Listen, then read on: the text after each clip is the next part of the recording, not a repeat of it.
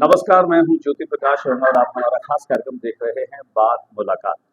बात मुलाकात में वैसे तो हम आपको बीकानेर के उस व्यक्तित्व से मिलाते हैं जिन्होंने अपने क्षेत्र में उल्लेखनीय काम किया। लेकिन आज हम जिस शख्सियत से मिल रहे हैं वो खास नहीं, बहुत बहुत खास है। मैं बात कर रहा हूँ एकतारा माहेश्वरी की। एक खूबसूरत युवती के रूप में उनकी पहचान है, एक बहुत ही शानदार एंकर के रूप में उनकी पहचान है।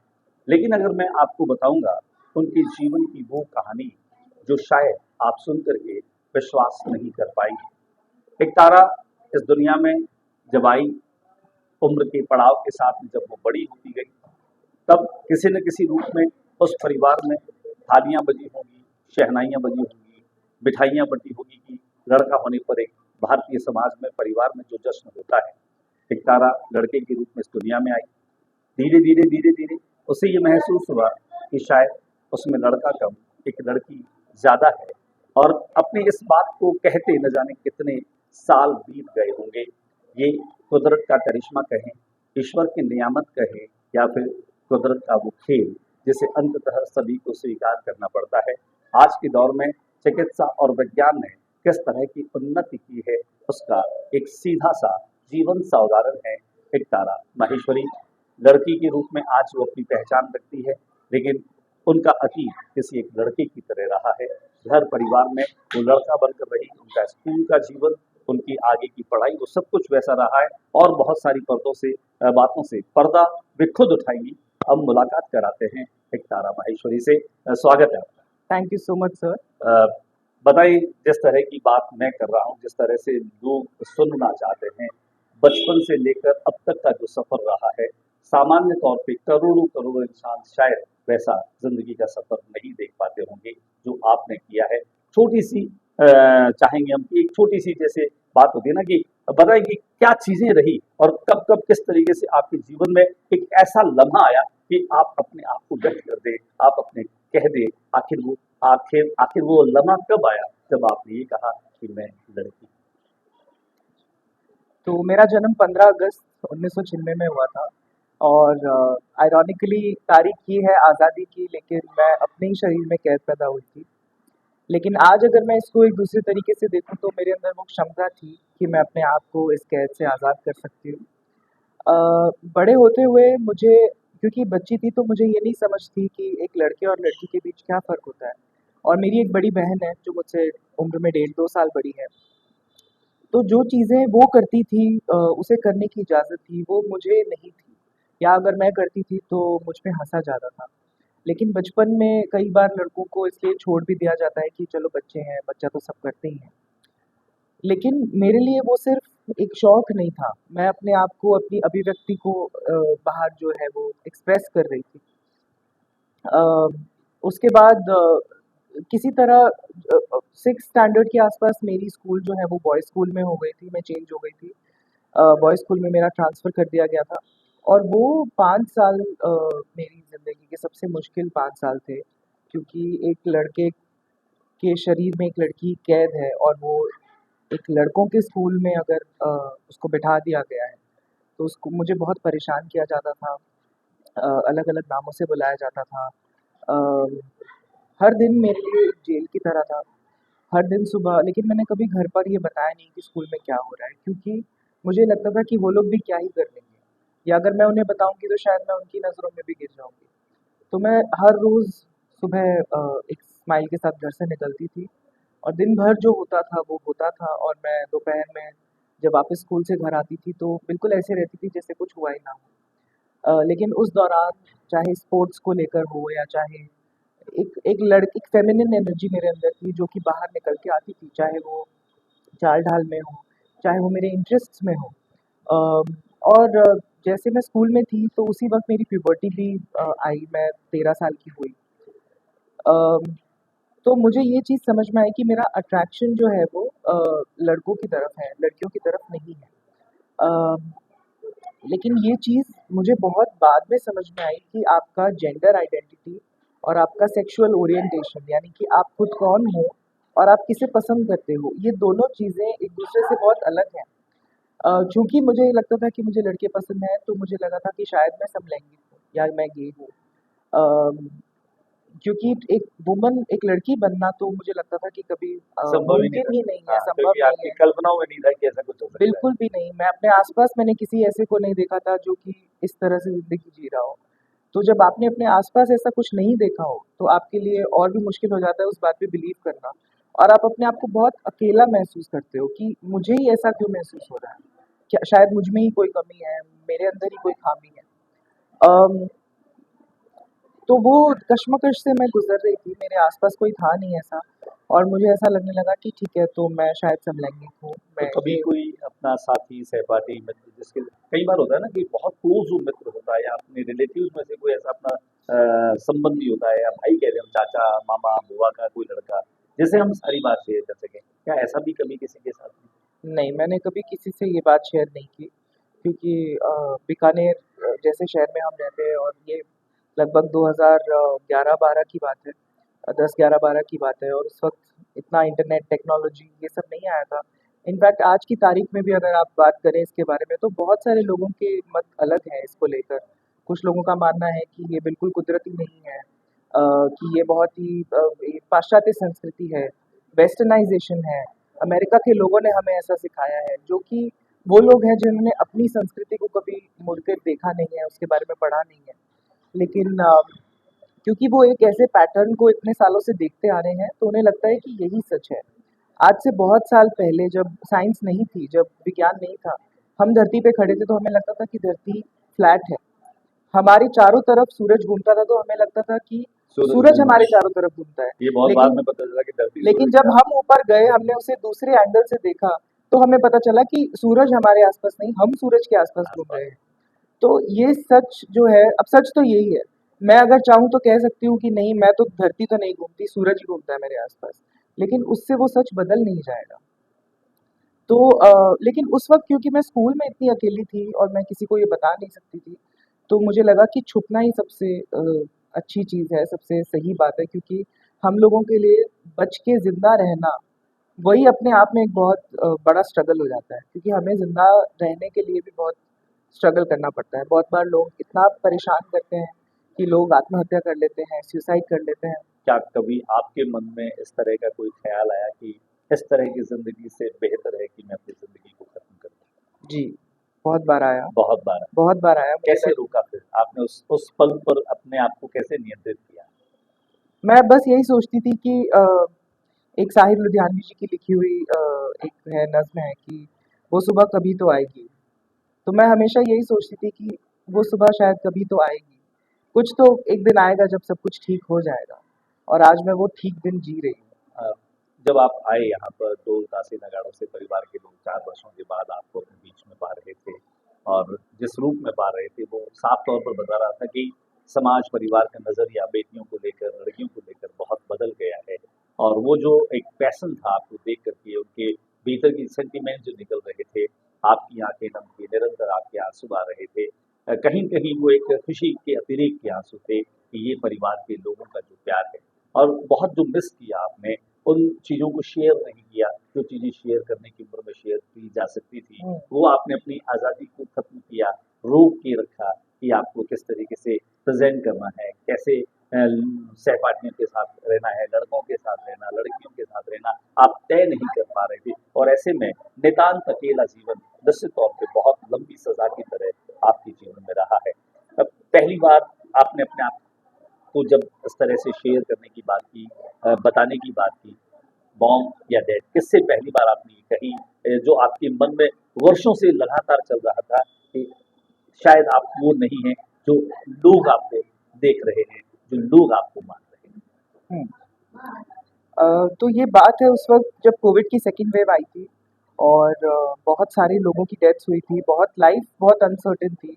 उस वक़्त पे मुझे ऐसा लगा कि अगर मैं कल को नहीं रहती हूँ, तो क्या मैं सच में कभी ज़िंदा थी?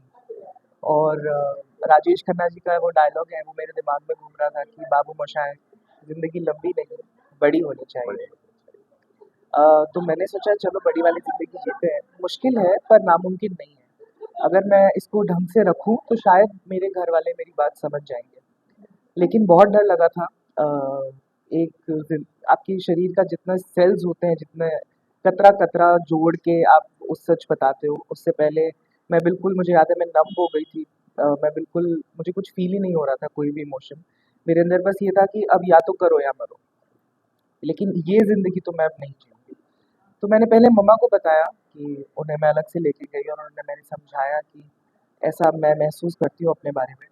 तो उन्होंने मुझसे सबसे पहली बार यही पूछा कि इसके बाद जो ज़िंदगी आएगी, क्या उसके लिए तुम तैयार हो? तो मैं ये नहीं जानती थी कि कितनी मुश्किल होने वाली है, लेकिन जितनी भी मुश्किल हो, मुझे ये ज़िंदगी चाहिए थी। तो मैंने उनसे ये कहा कि आप चिंता मत करिए, जितनी भी मुश्किल होगी मैं सँभाल लूँगी, मैं कर लूँगी। अ, उसके बाद में उन्होंने पापा को बताया, क्योंकि मेरे अंदर हिम्मत नहीं हो रही थी पापा को बताने की। लेकिन मतलब कोइंसिडेंटली ऐसा हुआ कि पापा ने उसको ज़्यादा अच्छे से लिया। अच्छे से। हाँ, क्योंकि माँओं के अंदर एक वो होता है ना कि एक प्रेशर होता है हमारे समाज प्रेशर में होता है, कुछ कि कंडीशंस होते हैं और इस सच को जानने के बाद भी उसे शायद अपने शौहर को भी व्यक्त करने की हिम्मत नहीं थी। हाँ, नहीं होती, बट एक्चुअल में मम्मी के केस में ये था, मुझे ऐसा लगता है कि लड़कियों मतलब औरतों के अंदर एक ये रखा जाता है कि वो अपने अपना जो अ, उनकी ड्यूटी है वो ये है कि वो एक बेटा पैदा करें। तो वो शायद वो क्राउन या वो जो अभिमान है वो लेके चल रही थी इतने सालों से कि मैंने अपना फर्ज पूरा किया है जिसके लिए मैं पैदा हुई थी। कमाल की बात। तो वो जो गुमान था वो शायद उनका टूट गया था उस दिन कि मेरा बेटा तो कह रहा है कि मैं बेटी हूँ। लेकिन पापा ने इसे बहुत अच्छे से लिया। मेरी एक बड़ी बहन है, जैसे कि मैंने कहा, तो पापा ने कहा कि अ, इसमें घबराने की कोई बात नहीं है, हम अब ये सोचेंगे कि हमारी 2 बेटियाँ हैं। तो उस दिन मुझे विश्वास नहीं हो रहा था कि ये सच में हो रहा है या क्या हो रहा है। पापा के द्वारा ये बात स्वीकार करना और उसे बहुत सहज तरीके से स्वीकार कर देना कहीं न कहीं आपकी उन वर्षों की चिंता को एक पल में ज़रूर दूर कर चुका है। बिल्कुल, सारा बोझ उतर गया था। सारा बोझ उतर गया। उसके बाद आगे की जो प्रक्रिया जो चिकित्सकीय जो आपका पूरा प्रोसेस चला, अब आपने खुद ने व्यक्तिगत तौर पे सारी चीज़ें सर्च करी या किसी से आपने सलाह ली कि अब आगे के प्रोसेस में आपको बढ़ना है? जो जैसे कुछ और लड़कियां हैं जिनसे, जो मेरी दोस्त हैं जिन्होंने ये प्रोसीजर पहले किया है, उनसे मैंने थोड़ा बहुत इन्फॉर्मेशन कलेक्ट किया, बट मेजरली मैंने ये चीज़ खुद से की। अ, मेरे फैमिली मेरे साथ थी, इमोशनली, फाइनेंशियली, हर तरीके से उन्होंने मुझे जिसका सपोर्ट होना किया। ज़रूरी होता बिल्कुल, उसका होना बहुत ज़रूरी है। लेकिन मैं अपने ट्रांज़िशन के दौरान अकेले रह रही थी मुंबई में। तो फिज़िकली अगर मैं कहूँ तो मैंने ऑलमोस्ट सब चीज़ें अकेले की हैं, खुद से की हैं। चाहे वो हॉर्मोन्स के डॉक्टर के पास जाना हो बार-बार, हर महीने, हर 2-3 महीने में 1 बार। अ, तो मैंने पहले हॉर्मोन्स लेना शुरू किया, फीमेल हार्मोन जो एस्ट्रोजन और प्रोजेस्टेरोन होता है, वो उन्होंने मुझे दिया और साथ में मेरा टेस्टोस्टेरोन ब्लॉकर उन्होंने शुरू किया। अ, वो दवाइयाँ मेरी अभी, मतलब अब तो सिर्फ़ एस्ट्रोजन चल रहा है क्योंकि सर्जरी हो गई है। तो वो हॉर्मोन्स मैं ले रही थी, उसके साथ-साथ में लेज़र का प्रोसेस किया, क्योंकि मेरे पहले बहुत फेशियल हेयर बहुत ज़्यादा थे, काफ़ी बॉडी हेयर भी था। तो वो सारा लेज़र का जो दर्द है वो ऐसे होता है जैसे गरम-गरम सुइयाँ आपके शरीर पे चुभ रही हो और आप कुछ कर नहीं सकते हो। आपको आधा घंटा, 1 घंटा जब तक वो चलता है, आपको बस आँख बंद करके उसको सहन करना पड़ता है। तो जब ये सब होता था तो मैं रोई नहीं उसके बाद। तो मुझे याद है कि अभी कुछ दिन पहले मैंने मम्मा से फ़ोन पे बात की थी और मैंने उनसे कहा था कि मुझे ना 3 साल का एक साथ में रोना है आपके गले लग के। तो मैं जब जाती थी लेज़र के लिए तो इसलिए बहुत उस वक़्त दर्द होता था। उसके बाद मैं थाईलैंड गई सर्जरी के लिए। मैंने लगभग 11 या 12 महीने हॉर्मोन्स लिए पहले, जो कि ज़रूरी होता है हॉर्मोन्स लेना। उसके बाद में मैं अपनी सेक्स रीअसाइनमेंट सर्जरी के लिए गई, जहाँ पे उन्होंने जो जेनिटालिया है वो मेल से हटा के फीमेल का कर दिया। अ, उसके लिए भी मैं अकेले गई थी। 1 महीना मैं थाईलैंड में रुकी। उस सर्जरी से रिकवर करने में मुझे लगभग साढ़े 3-4 महीने लग गए। काफ़ी कॉस्टली भी था, काफ़ी कॉस्टली भी था वो, और मेरे अप्रॉक्सिमेटली पेरेंट्स ने ही वो सपोर्ट सब किया, बियर किए। सब बेयर किया। अ, तो जब मैं वहाँ सर्जरी के लिए गई थी तब भी मैं बहुत मैं मुझे कभी डर नहीं लगा। मुझे ऐसा नहीं लगा कि मैं ये नहीं कर सकती। मुझे लगा इसके जो ज़िंदगी मैं छोड़ के आई हूँ, उसके आगे मैं सब कुछ कर सकती हूँ, चाहे वो कितना ही मुश्किल क्यों ना हो। हाँ, बहुत दर्द होता था। पेन किलर्स 1 महीने के बाद डॉक्टर्स ने लेना बंद कर दिया था। तो बहुत बार मैं रात-रात भर जाग के दर्द में बैठी रहती थी, रोती रहती थी। सुबह 5-6 बजे तक जब दर्द खत्म होता था तब जाके थोड़ी देर आँख लगती थी। उस दर्द में भी सहलाने वाला, सहानुभूति देने वाला या सर पे हाथ रखने वाला कोई नहीं होता। मम्मा थोड़े दिन के लिए आए थे लेकिन मैं ज़्यादा उनके सामने कमज़ोर नहीं दिखना चाहती थी क्योंकि उन्हें मुझसे ज़्यादा हिम्मत की ज़रूरत थी उस वक़्त पे। जब आपके पेरेंट्स एक ऐसी सिचुएशन में हों जिसमें और कोई पेरेंट्स नहीं रहे हों, तो आप भले ही खुद से कितने ही अंदर से टूट रहे हों, लेकिन आपको उन्हें हिम्मत देनी पड़ती है कि सब कुछ ठीक है। तो मैंने ज़्यादा कभी कोशिश यही की कि कभी उन्हें ऐसा दिखाऊँ नहीं कि मुझे तकलीफ़ हो रही है या मैं बहुत ज़्यादा पेन में हूँ। मैं कोशिश करती थी कि मैं नहीं दिखाऊँ ताकि उनकी हिम्मत बनी रहे। एक तरह हम चाहे आधुनिक हो गए हैं, चाहे एडवांस हो गए हैं, चाहे हम कितने ही अ, समर्थ हो गए हैं, आज भी नहीं चाहते कि ये जो आधी दुनिया की आबादी का प्रतिनिधित्व करने वाली महिलाएँ हैं, लड़कियाँ हैं, वो अकेली रहें या वो कहीं अकेली घूमने जाएँ या वो जो एक बाउंड्रीज़ उनके इर्द-गिर्द होती है, जब आपने यहाँ पर खुद को इस दुनिया में शामिल होने का निर्णय कर लिया, तो कहीं वो सवाल नहीं रहा कि बहुत सारी जो आपकी इर्द-गिर्द बाउंड्रीज़ हैं, आपको उस सरहद के भीतर रहना होगा या आपने हुँ, उस बाउंड्रीज़ को पार करने के चैलेंजेस के साथ में इस दुनिया में प्रवेश किया। हुँ।